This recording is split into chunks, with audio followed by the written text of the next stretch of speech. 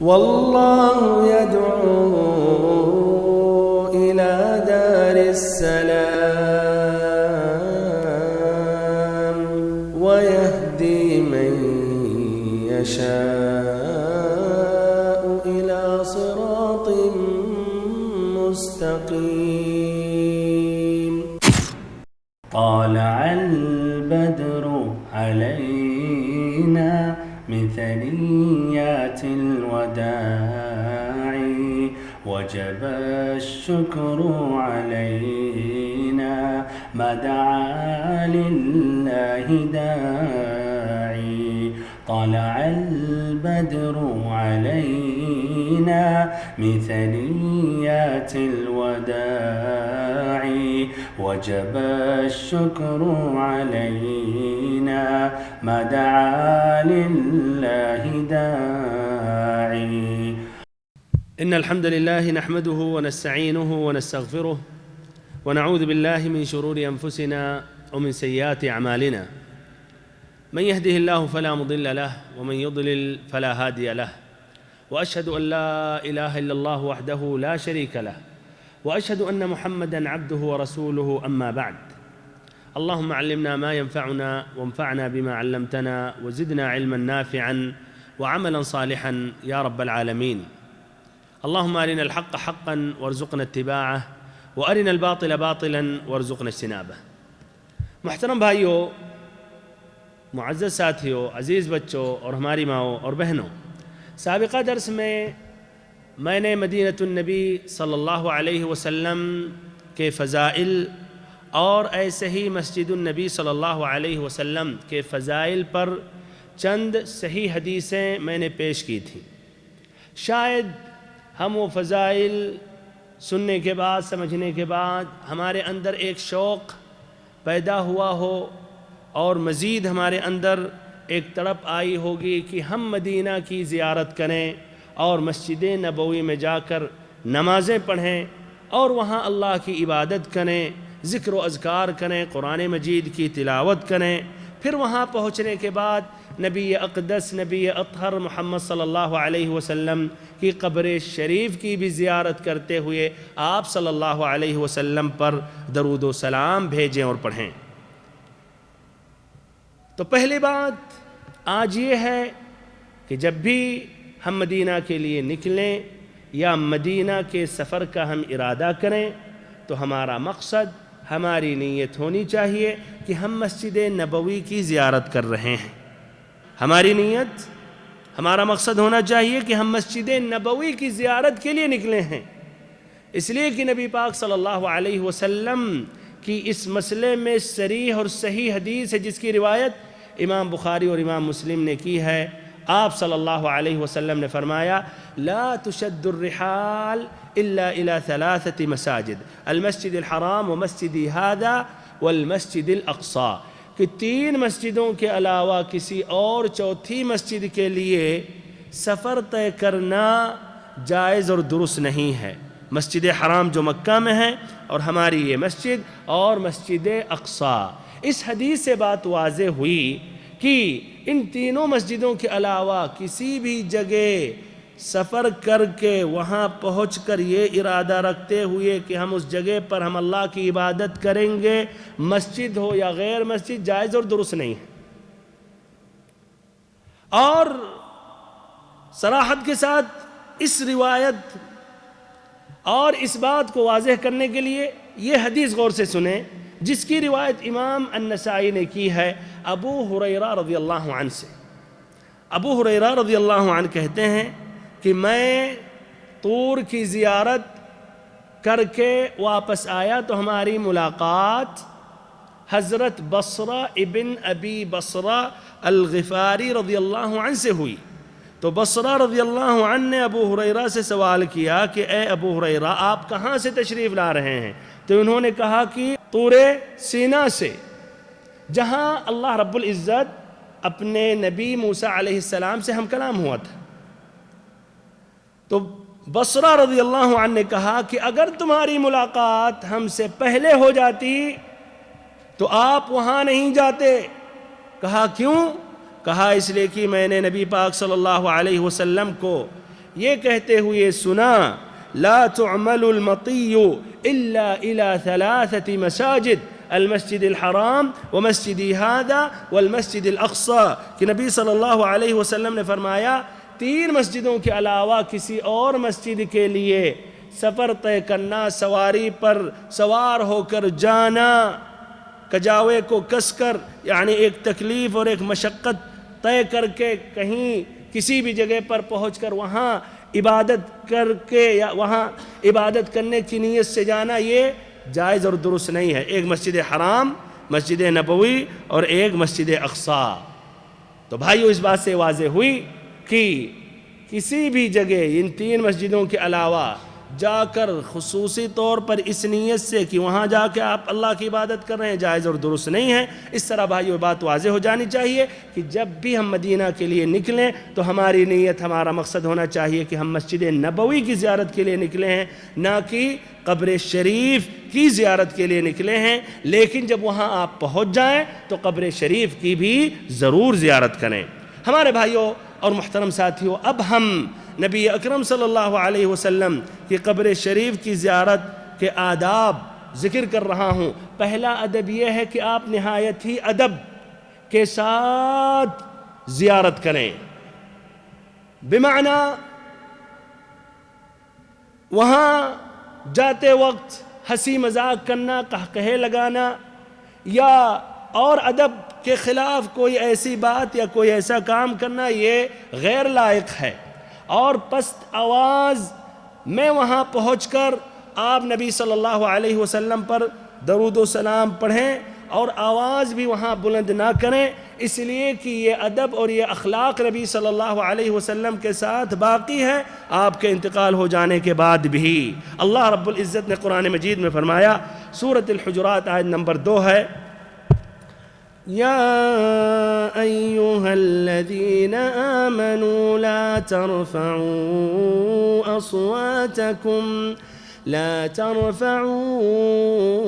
أصواتكم فوق صوت النبي ولا تجهروا له بالقول كجهر بعضكم لبعض أن تحبط أعمالكم وأنتم لا تشعرون، کہ اے ایمان لانے والو اپنی آواز کو نبی پاک صلی اللہ علیہ وسلم کی آواز پر بلند مت کرو، وَلَا تَجْهَرُوا لَهُ بِالْقَوْلِ كَجَهْرِ بَعْضِكُمْ لِبَعْضٍ، اور جس طرح آپس میں ایک دوسرے سے بات کرتے ہو اس طرح زور زور سے نبی صلی اللہ علیہ وسلم سے مت خطاب کرو اور بات کرو، ایسا نہ ہو تمہارا عمل ضائع ہو جائے اور تمہیں احساس اور شعور بھی نہ ہو۔ تو اس کا خیال کرنا چاہیے۔ پھر بھائیو، آپ آگے سے مسجد کا جو آگے حصہ ہے قبلہ کی طرف ہے، وہاں سے نبی صلی اللہ علیہ وسلم کی قبر شریف کی زیارت کریں اور نبی صلی اللہ علیہ وسلم کی قبر شریف کا استقبال کریں۔ اب اس طرح گویا قبلہ پیچھے ہو گیا اور نبی صلی اللہ علیہ وسلم پر درود و سلام پڑھیں اور نبی صلی اللہ علیہ وسلم کے حق میں دعا کریں، نہایت ہی ادب اور خاموشی کے ساتھ پست آواز میں۔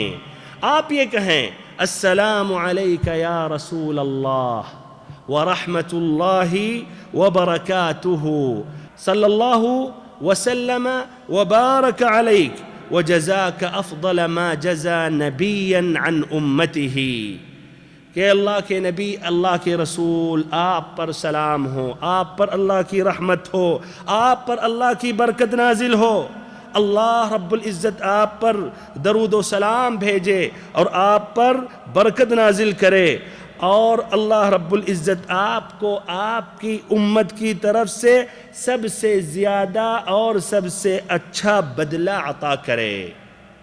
پھر اس کے بعد آپ آگے بڑھیں اور ابو بکر رضی اللہ عنہ کے قبر کے آپ سامنے ہو گئے اور کہیں، السلام علیکہ یا ابا بکر، اور اگر کہہ دیا آپ نے رضی اللہ عنہ، اللہ آپ پر راضی ہو جائے، اور ان کے حق میں بھی آپ دعا کریں تو یہ بھی بہت اچھی بات ہے۔ پھر اور آگے بڑھیں اور عمر رضی اللہ عنہ کی قبر کے سامنے ہو گئے، کہے السلام علیک یا عمر رضی اللہ عنہ، کہ عمر آپ پر سلامتی ہو، اور اللہ تعالیٰ آپ پر راضی ہو، اور بھی دعائیں آپ اگر مانگے تو یہ بھی اچھی بات ہے، یہ درست ہے، انشاءاللہ اس میں کوئی حرج نہیں ہے۔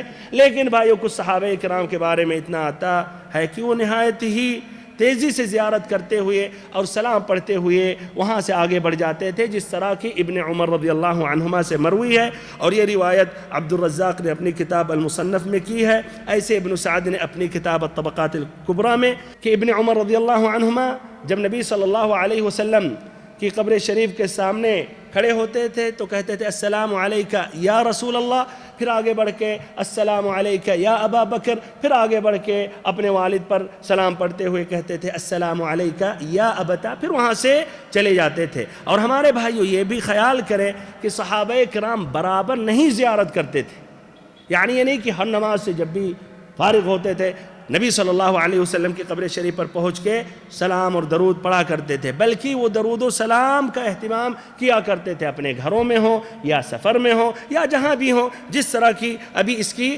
وضاحت ہوگی۔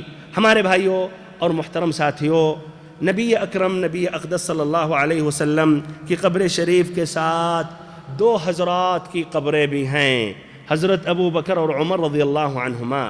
سبحان اللہ، اللہ تعالیٰ نے کتنا اونچا مقام اور مرتبہ ان دونوں حضرات کو دیا، کہ جس طرح کی ان دونوں حضرات کا مقام و مرتبہ نبی صلی اللہ علیہ وسلم کی زندگی میں تھا، تو ایسے ہی نبی صلی اللہ علیہ وسلم کی وفات کے بعد بھی یہی مقام و مرتبہ باقی رہا۔ تب بھی افسوس ہے، کچھ وہ لوگ ہیں جو اپنے آپ کو کہہ رہے ہیں ہم مسلمان ہیں، صحابہ اکرام سے دشمنی بغض و کینہ رکھتے ہیں، خاصتاً ابو بکر اور عمر رضی اللہ عنہما کے متعلق، اور صرف علی رضی اللہ عنہ اور چند صحابہ سے وہ محبت کرتے ہیں، محبت کا دعویٰ کرتے ہیں، جبکہ علی رضی اللہ عنہ کا خود یہی عقیدہ تھا کہ اس امت میں نبی پاک صلی اللہ علیہ وسلم کے بعد سب سے افضل اور سب سے بہتر ابو بکر اور عمر رضی اللہ عنہما ہیں۔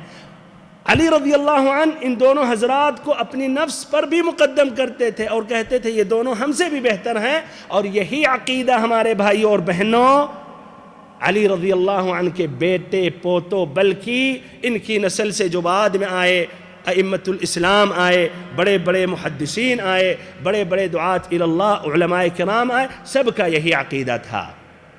صرف 3 حدیثیں یا 3 روایتیں پیش کر رہا ہوں، 2 علی رضی اللہ عنہ کے متعلق اور ایک علی رضی اللہ عنہ کے پوتے علی ابن الحسین ابن علی ابن ابی طالب۔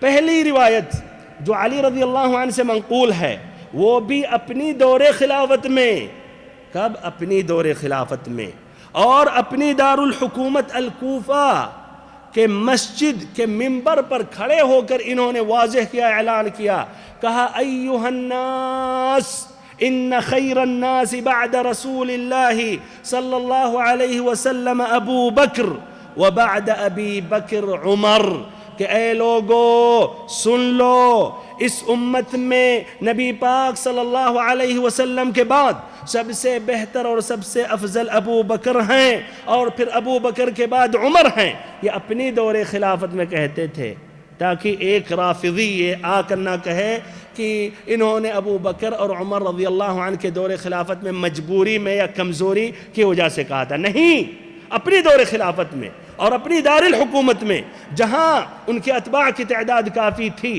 اور بھائیو یہ بات علی رضی اللہ عنہ سے 70 روات نے، 70 لوگوں نے نقل کیا، پھر 70 سے کتنے نے روایت کی اللہ ہی بہتر جانے۔ دوسری روایت، اور یہ امام بخاری نے اپنی کتاب الصحیح میں روایت کی ہے، علی رضی اللہ عنہ کے بیٹے محمد ابن الحنفیہ نے علی رضی اللہ عنہ سے سوال کیا، کہا من خیر الناس بعد رسول اللہ صلی اللہ علیہ وسلم، کہ نبی صلی اللہ علیہ وسلم کے بعد سب سے بہتر اور سب سے افضل کون ہیں؟ تو علی رضی اللہ عنہ نے کہا ابو بکر۔ تو پھر ان کے صاحبزادے نے پوچھا اور ابو بکر کے بعد کون؟ تو کہا عمر۔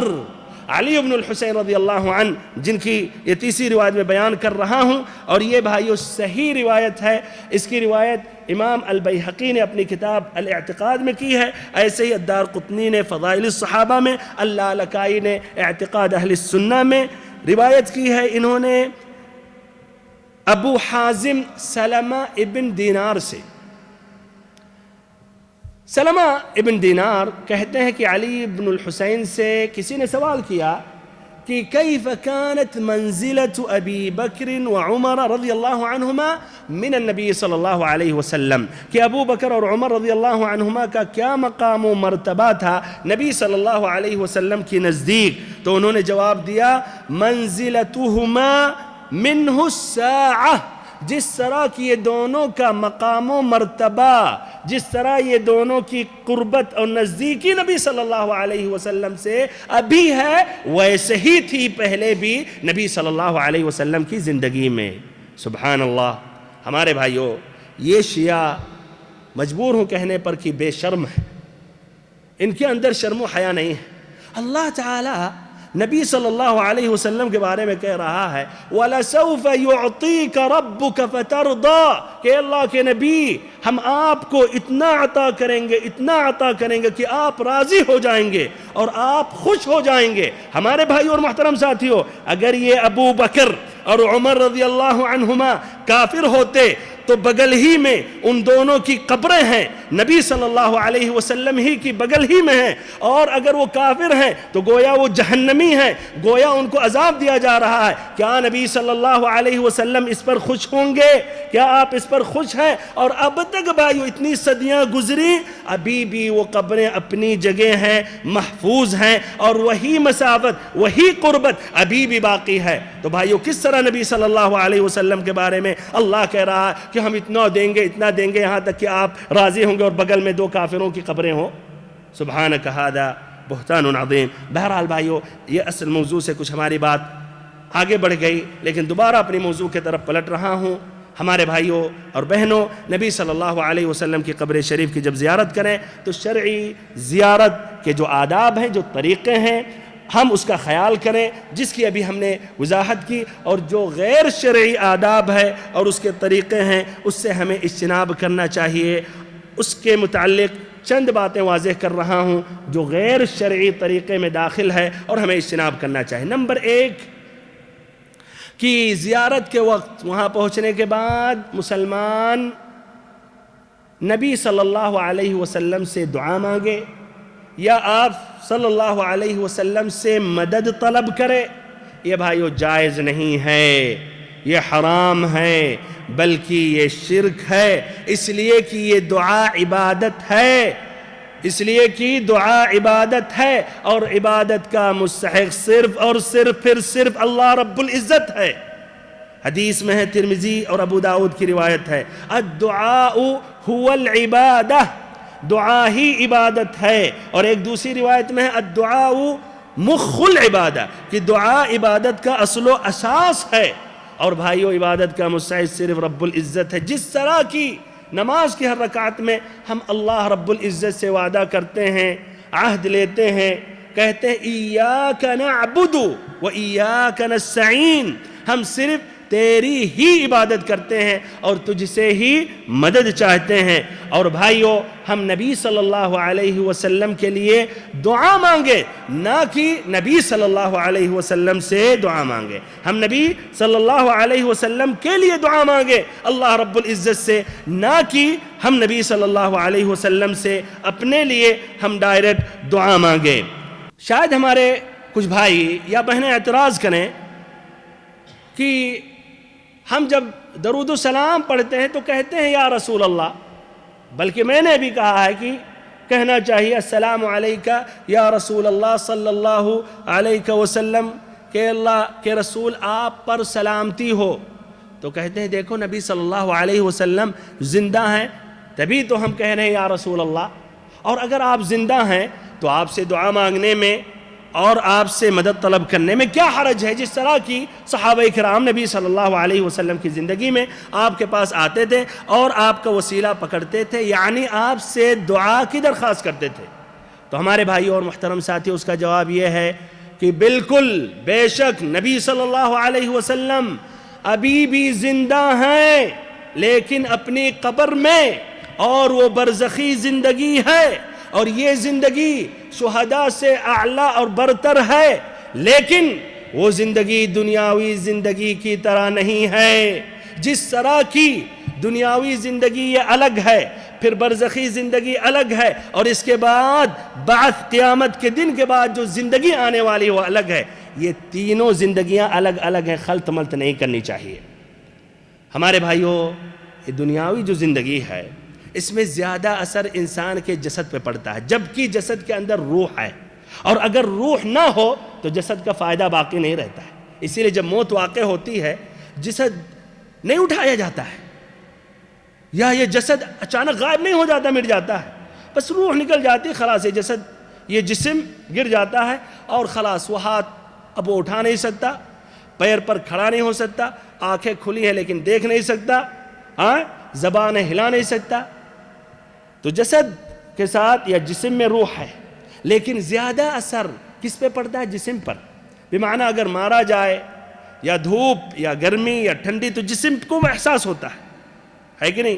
کھائے پیے جسم کو احساس ہوتا ہے۔ روح کی حقیقت اللہ ہی بہتر جانتا ہے، جس طرح کہ قرآن میں ہے وَيَسْأَلُونَكَ عَنِ الرُّوحِ قُلِ الرُّوحُ مِنْ أَمْرِ رَبِّي، کہ روح کے بارے میں سوال کرتے ہیں، کہیں اللہ تعالیٰ کے امر کا ہے، اللہ کے حکم سے ہے۔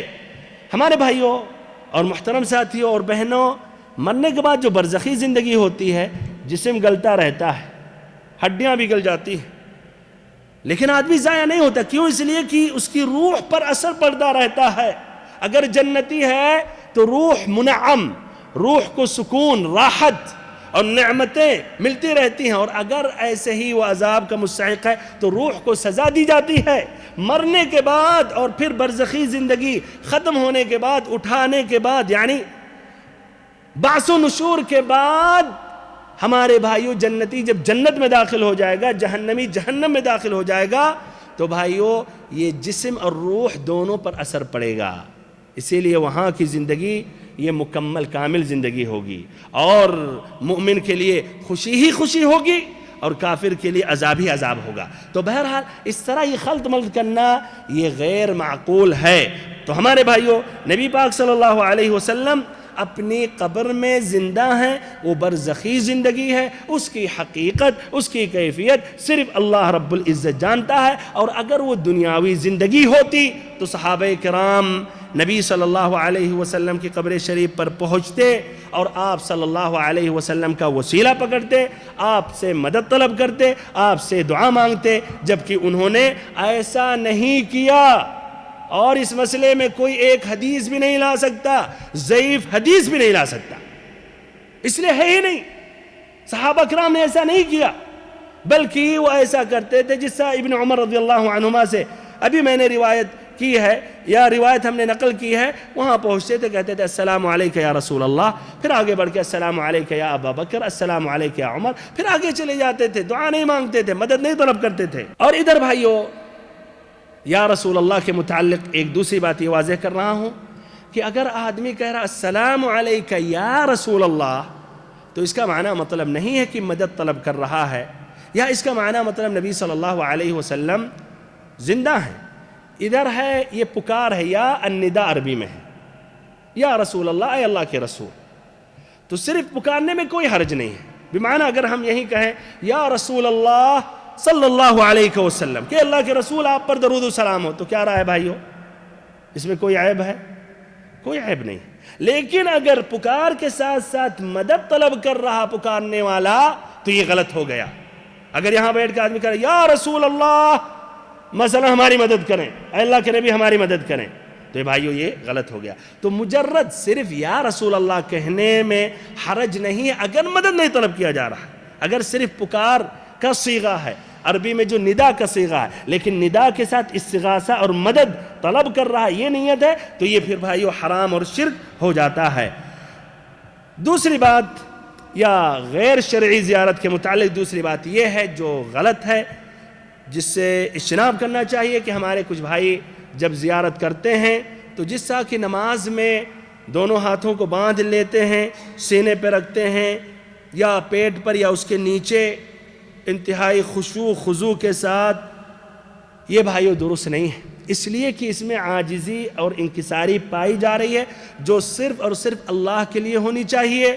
اور ہم اسی لیے نماز میں نہایت عاجزی اور انکساری کے ساتھ ہم اللہ تعالیٰ کے سامنے کھڑے ہوتے ہیں۔ تو اس طرح یہی کیفیت، یہی طریقہ نبی صلی اللہ علیہ وسلم کے سامنے اپنانا یہ بھائیو درست نہیں ہے۔ اس لیے صحابہ کرام سے یہ بات منقول نہیں ہے۔ نبی صلی اللہ علیہ وسلم کی زندگی میں بھی جب وہ آتے تھے تو ایسا نہیں ہوتا تھا کہ وہ اسی طرح نہایت ادب کے ساتھ مثلا دونوں ہاتھوں کو باندھ لیتے تھے، سینے پہ رکھ کے نبی صلی اللہ علیہ وسلم کے سامنے کھڑے رہتے تھے۔ یہ ان سے منقول نہیں ہے، تو ہمیں اس کا اجتناب کرنا چاہیے۔ تیسری غلطی یا تیسری بات جو غیر شرعی زیارت میں داخل ہے، جس سے ہمیں اجتناب کرنا چاہیے کہ وہاں پہنچ کر آدمی نبی صلی اللہ علیہ وسلم کی قبر شریف پر جو جالیاں لگی ہوئی ہیں یا جو کھڑکیاں لگی ہوئی ہیں اس کو مسح کرے، اس کو چھوئے، یا تبرک کی نیت سے اپنے جسم کو وہاں لگائے اور یا کسی کپڑے سے مسح کرے تاکہ یہ سمجھے کہ اس میں کچھ تبرک ہے اور اس سے تبرک بعد میں حاصل کر سکتا۔ یہ بھائیوں اس سے ہمیں اجتناب کرنا چاہیے، یہ صحیح اور درست نہیں ہے، یہ سنت میں یا سلف صالحین کا اس پر عمل نہیں تھا، ان سے بات منقول نہیں ہے۔ پھر بھائیوں یہ شرک کا ایک وسیلہ ہے۔ چوتھی بات جس سے اجتناب کرنا چاہیے کہ نبی پاک صلی اللہ علیہ وسلم کی قبر شریف کا طواف کرے۔ یہ طواف کرنا جائز اور درست نہیں ہے۔ کیوں؟ اس لیے کہ یہ طواف عبادت ہے اور یہ صرف اور صرف اللہ تعالیٰ کے لیے ہونی چاہیے، وہ بھی صرف کعبہ کا۔ کعبہ کے علاوہ کسی اور مسجد کا طواف ہم نہیں کر سکتے، چاہے ہمارا مقصد اللہ تعالیٰ کا تقرب حاصل کرنا کیوں نہ ہو۔ اس لیے کہ اللہ تعالیٰ نے قرآن مجید میں فرمایا وَلْيَطَّوَّفُوا بِالْبَيْتِ الْعَتِيقِ، سورۃ الحج آیت نمبر 29، وَلْيَطَّوَّفُوا بِالْبَيْتِ الْعَتِيقِ، اور اللہ کے قدیم گھر کا طواف کریں۔ تو طواف صرف کعبۃ اللہ، کعبہ کا ہم کر سکتے اللہ تعالیٰ کے لیے، اس کے علاوہ نہ قبۃ الصخرہ کا طواف کر سکتے، نہ کسی اور مسجد کا کر سکتے، نہ ایسے ہی بھائیوں طور کا کر سکتے، نہ مسجد نبوی کا کر سکتے، نہ نبی پاک صلی اللہ علیہ وسلم کی قبر شریف کا طواف کر سکتے۔ اور اسی لیے بھائیوں یہ کہا جاتا ہے کہ ہر جگہ اللہ تعالیٰ کے کتنے نمازی ہیں، ہر جگہ اللہ تعالیٰ کے کتنے روزے دار ہیں، لیکن یہ نہیں کہا جاتا ہر جگہ اللہ تعالیٰ کے کتنے طواف کرنے والے ہیں۔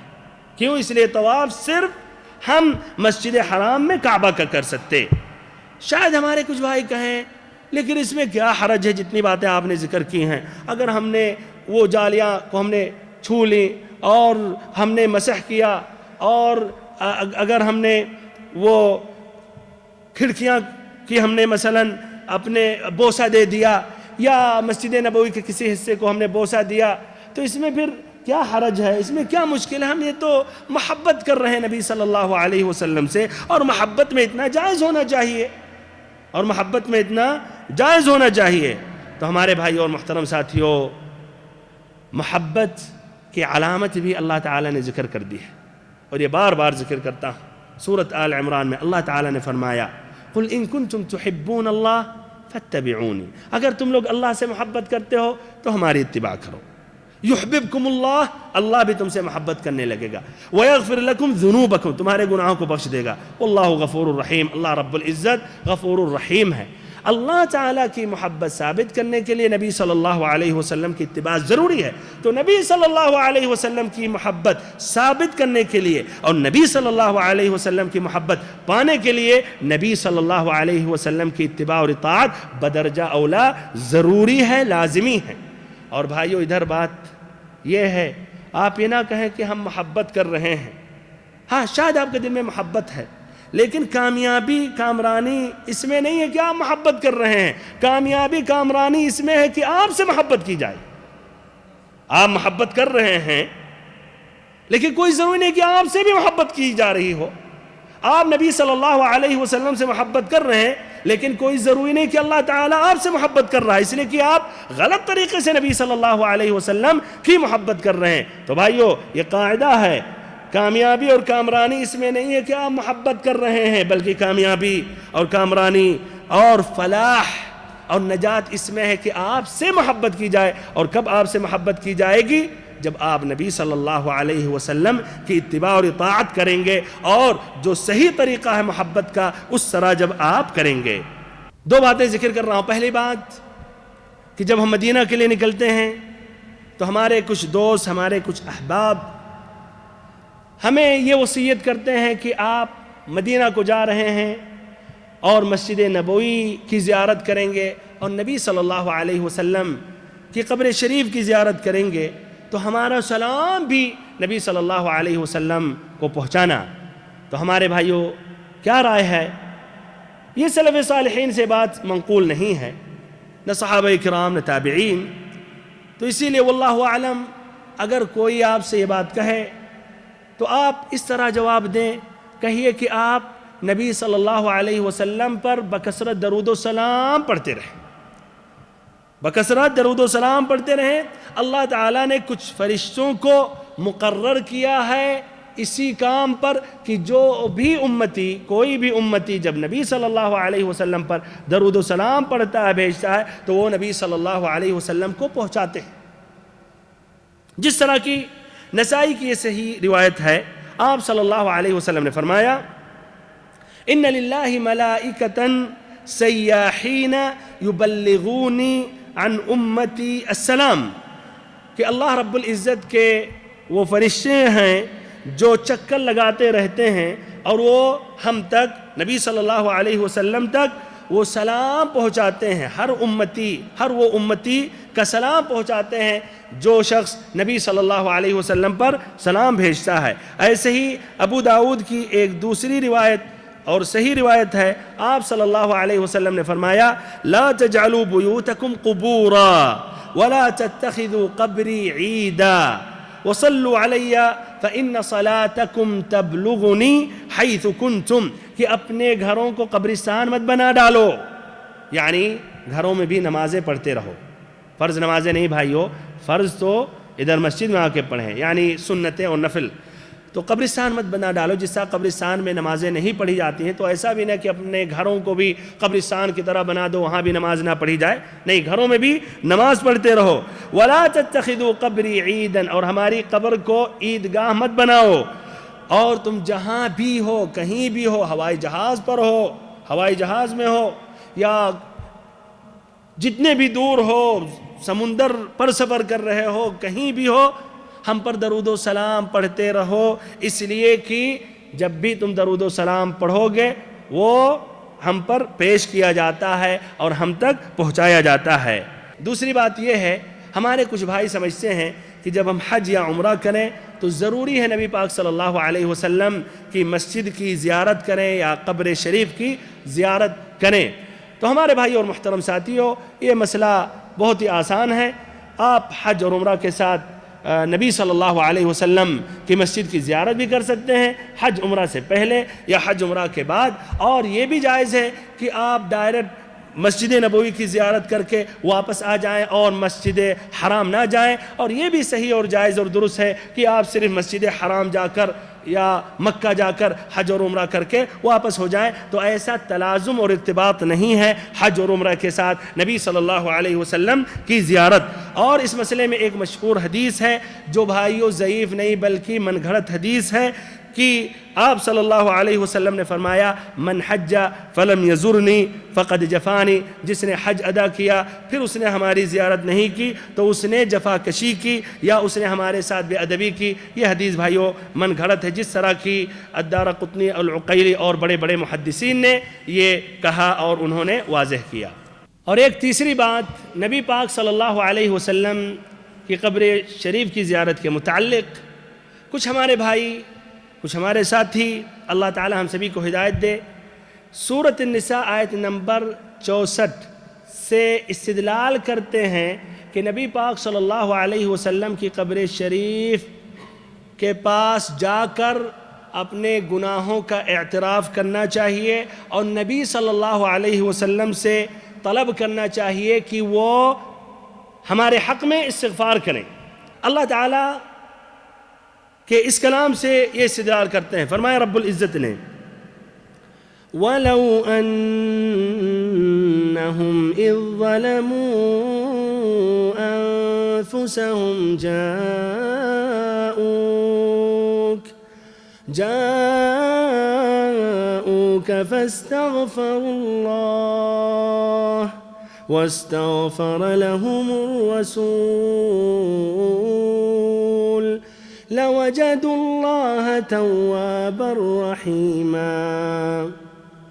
کہ جب ان لوگوں نے اپنے آپ پر اپنے نفسوں پر ظلم کیا تو آپ کے پاس آتے اور اللہ تعالیٰ سے استغفار کرتے، اور نبی صلی اللہ علیہ وسلم بھی ان کے حق میں استغفار کرتے تو اللہ تعالیٰ کو نہایت ہی مہربان، گناہوں کو بخشنے والا پاتے. تو ہمارے بھائیوں اور محترم ساتھیوں، سورۃ النساء نمبر کی یہ 64، سورۃ النساء کی آیت نمبر 64 ہے. اس سے استدلال کرتے ہیں کہ جب انسان غلطی کرے، گناہ کرے، تو اس کو نبی صلی اللہ علیہ وسلم کی قبر شریف پر آنا چاہیے اور نبی صلی اللہ علیہ وسلم سے درخواست کرنی چاہیے کہ وہ ان کے حق میں استغفار کریں، اللہ تعالیٰ سے کہیں اللہ تعالیٰ معاف کر دے. ہمارے بھائیوں اور بہنوں، یہ آیت کریمہ جو اللہ تعالیٰ نے نازل کیا، اس سے پہلے اور آیتیں ہیں جو منافقین کے متعلق ہیں، اور وہ ایک واقعہ اللہ تعالیٰ نے ذکر کیا. اس واقعے کے بارے میں اللہ تعالیٰ نے واضح کیا کہ ان کو چاہیے کہ وہ نبی صلی اللہ علیہ وسلم کے پاس آتے، نہ کہ اور لوگوں کے پاس جا کے ان سے فیصلہ طلب کرتے. اس آیت کریمہ سے 3 آیتیں پہلے یعنی آیت نمبر 61 میں اللہ تعالیٰ نے فرمایا وَإِذَا قِيلَ لَهُمْ تَعَالَوْا إِلَى مَا أَنزَلَ اللَّهُ وَإِلَى الرَّسُولِ رَأَيْتَ الْمُنَافِقِينَ يَصُدُّونَ عَنْكَ صُدُودًا. جب ان سے کہا جاتا ہے کہ اللہ اور اس کے رسول کی طرف آؤ تو کیا یہ منافقین اپنے چہروں کو پھیرتے ہیں. اس لیے اللہ سے بغض ہے اور نبی صلی اللہ علیہ وسلم سے دشمنی ہے، تو یہ یہودیوں کے پاس جاتے ہیں، اوروں کے پاس جاتے ہیں. تو بھائیو، یہ آیت کریمہ ان منافقین کے بارے میں اللہ تعالیٰ نے کہا ان کو یہاں آنا چاہیے، نہ کہ یہ بتایا جا رہا کہ جب بھی کوئی بھی مسلمان آپ صلی اللہ علیہ وسلم کے انتقال ہونے کے بعد بھی جب غلطی کرے تو آپ صلی اللہ علیہ وسلم کی قبر شریف پر آ کے کہے کہ اللہ کے نبی ہمارے گناہوں کو بخش دے، اللہ تعالیٰ سے کہیں ہمارے گناہوں کو بخش دے. اسی لیے صحابہ کرام نے ایسا نہیں کیا، انہوں نے ایسے نہیں کیا. کسی بھی صحابی رسول سے یہ بات ثابت نہیں ہے، بلکہ ان سے یہ ثابت ہے کہ جب ان کو ضرورت پڑتی تھی تو بھائیو اللہ تعالیٰ سے مانگتے تھے، جس طرح کہ عمر رضی اللہ عنہ کے بارے میں مشہور ہے اور یہ حدیث صحیح امام بخاری کی ہے. انس رضی اللہ عنہ سے روایت ہے ان عمر بن الخطاب رضی اللہ عنہ كان إذا قحطوا استسقى بالعباس بن عبد المطلب وقال اللهم إنا كنا نستسقي إليك بنبينا اللهم إنا كنا نتوسل إليك بنبينا فتسقينا وإنا نتوسل إليك بعم نبينا فاسقنا فيسقون. عمر رضی اللہ عنہ کے زمانے میں جب قحط سالی سوکھا پڑ جاتا تھا تو لوگوں کو جمع کرتے تھے اور کہتے تھے کہ اے اللہ، جب ہمارے درمیان نبی صلی اللہ علیہ وسلم تھے تو ہم ان کا وسیلہ پکڑتے تھے، یعنی ان سے دعا کرنے کی درخواست کرتے تھے. اب وہ ہمارے درمیان نہیں ہیں تو ہم ان کے چچا العباس بن عبد المطلب کا وسیلہ پکڑتے ہیں، یعنی ان سے درخواست کرتے ہیں وہ دعا مانگے. ہمارے بھائیوں اور بہنوں، اگر نبی صلی اللہ علیہ وسلم سے مانگنا جائز ہوتا تو بھائیوں عمر رضی اللہ عنہ کیوں العباس بن عبد المطلب کا وسیلہ پکڑ رہے ہیں؟ تو بہرحال بھائیو یہ بات واضح ہے. اور ایک تیسری بات اسی کے متعلق وَلَوْ أَنَّهُمْ إِذْ ظَلَمُوا کا لفظ ہے. اذ جو ہے عربی میں ظرف لما مضى من الزمن، یہ ماضی کا صیغہ ہے کہ جب انہوں نے اپنے اوپر ظلم کیا ان کو آنا چاہیے. اذا ہوتا تو یہ مستقبل کا صیغہ ہوتا، تو ادھر اذا نہیں ہے، اذ ہے. وَلَوْ أَنَّهُمْ إِذْ ظَلَمُوا، جب انہوں نے اپنے اوپر ظلم کیا ان کو آنا چاہیے، نہ کہ جب یہ اپنے اوپر یا جب بھی کوئی ظلم کرے تو آتا رہے مستقبل میں، بلکہ آپ صلی اللہ علیہ وسلم کے انتقال ہونے کے بعد نہیں. یہ اذ کا جو ہے ظرف لما مضى من الزمن ماضی کا صیغہ ہے. ہمارے بھائیوں اور محترم ساتھیوں، مسجد نبوی کے علاوہ ایک اور مسجد ہے جس کی زیارت کرنی چاہیے. وہ کون سی مسجد ہے؟ مسجد قباء. یہ مسجد قباء جس کی بنیاد پہلے ہی دن سے تقوی پر رکھی گئی. ہمیں اس کی بھی زیارت کرنی چاہیے اور وہاں جا کے نماز پڑھنی چاہیے۔ اللہ تعالیٰ نے اس مسجد کا ذکر قرآن مجید میں کیا، فرمایا رب العزت نے سورۃ التوبہ میں لَمَسْجِدٌ أُسِّسَ عَلَى التَّقْوَى من اول یوم احق ان تقوم فیہ رجال یحبون ان یتطہروا واللہ یحب المطہرین۔ وہ مسجد جس کی بنیاد تقوی پر رکھی گئی پہلے ہی دن سے، اور وہ اس لائق ہے کہ آپ اس میں کھڑے ہوں، یعنی وہاں نماز پڑھیں۔ اس میں ایسے آدمی ہیں کہ وہ خوب پاک ہونے کو پسند کرتے ہیں اور اللہ خوب پاک ہونے والوں کو پسند کرتا ہے۔ آپ صلی اللہ علیہ وسلم کے قول اور فعل سے ثابت ہے کہ آپ صلی اللہ علیہ وسلم نے مسجد قباء کی اہمیت آپ نے جتلائی ہے۔ آپ کے فعل سے یہ ثابت ہے، جس طرح کی صحیح امام بخاری امام مسلم کی روایت ہے عبداللہ بن عمر رضی اللہ عنہما سے، کان النبی صلی اللہ علیہ وسلم یأتی مسجد قباء کل سبت ماشیا وراکبا فیصلی فیہ رکعتین، کہ نبی صلی اللہ علیہ وسلم ہر سنیچر کے دن مسجد قباء جاتے تھے، کبھی سوار ہو کر، سواری پر سوار ہو کر، اور کبھی پیدل ہی چلے جاتے تھے اور وہاں پہنچ کر 2 رکعت نماز پڑھتے تھے۔ اور ایسے ہی آپ صلی اللہ علیہ وسلم نے فرمایا، سہل ابن حنیف رضی اللہ عنہ سے مروی ہے، ابن ماجہ نے روایت کی ہے، من تطہر فی بیتہ ثم اتی مسجد قباء فصلی فیہ صلاة کانت له اجر عمرۃ، کان له اجر عمرۃ، کہ جس نے وضو کیا اپنے گھر ہی سے، باوضو ہو کر نکلا اور پھر مسجد قباء پہنچا اور پھر وہاں اس نے 2 رکعت نماز پڑھی تو اس کے لیے 1 عمرے کا ثواب ہے۔ ہمارے بھائیوں، اس طرح مدینہ میں 2 مسجدوں کا ایک مقام اور کافی اس میں نماز پڑھنے کا ثواب ہے۔ نمبر 1 مسجد نبوی، نمبر 2 مسجد قباء۔ اب یہ دونوں مسجدوں کے علاوہ اور بھی مسجدیں ہیں جس میں نماز پڑھنے کا خاص ثواب ہے یا زیادہ ثواب ہے؟ ہاں بھائی، اور کون کون سی مسجدیں جس کی زیارت کرنی چاہیے اور نماز پڑھنے کا اہتمام کرنا چاہیے؟ کچھ ہمارے بھائی کہتے ہیں مسجد القبلتین، لیکن اس کے بارے میں کوئی خصوصیت یا مزید فضیلت نہیں ثابت ہے۔ لیکن ہاں، قبلتین مشہور اس اعتبار سے ہے کہ ایک ہی نماز انہوں نے 2 قبلہ کی طرف پڑھی، بمعنی وہ بیت المقدس کی طرف پڑھ رہے تھے، ایک صحابی رسول نبی پاک صلی اللہ علیہ وسلم کے ساتھ نماز پڑھ کے نکلا اور ان کو پایا نماز میں، تو کہا کہ یہ قبلہ چینج ہو گیا مکہ کی طرف۔ نمازی کی حالت میں انہوں نے سمجھیے مکہ کا استقبال کیا، اسی لیے وہ مسجد مشہور ہو گئی مسجد القبلتین سے، لیکن اس کے علاوہ کوئی اور خاص ثواب اس کے بارے میں نہیں آتا۔ ایسے مساجد 7 کی جو کچھ ہمارے بھائی زیارت کرتے ہیں، بھائیوں مساجد 7 کے بارے میں بھی کوئی خاص ایسی فضیلت نہیں ہے، تو یہ اس طرح وہاں جا کر نمازیں پڑھنا اور یہ سمجھنا کہ اس میں زیادہ ثواب ہے، اس پر کوئی دلیل نہیں ہے۔ قبر شریف کے علاوہ 2 اور مقامات ہیں جس کا اہتمام کرنا چاہیے اور زیارت کرنی چاہیے۔ نمبر 1 بقیع اور نمبر 2 شہدائے احد۔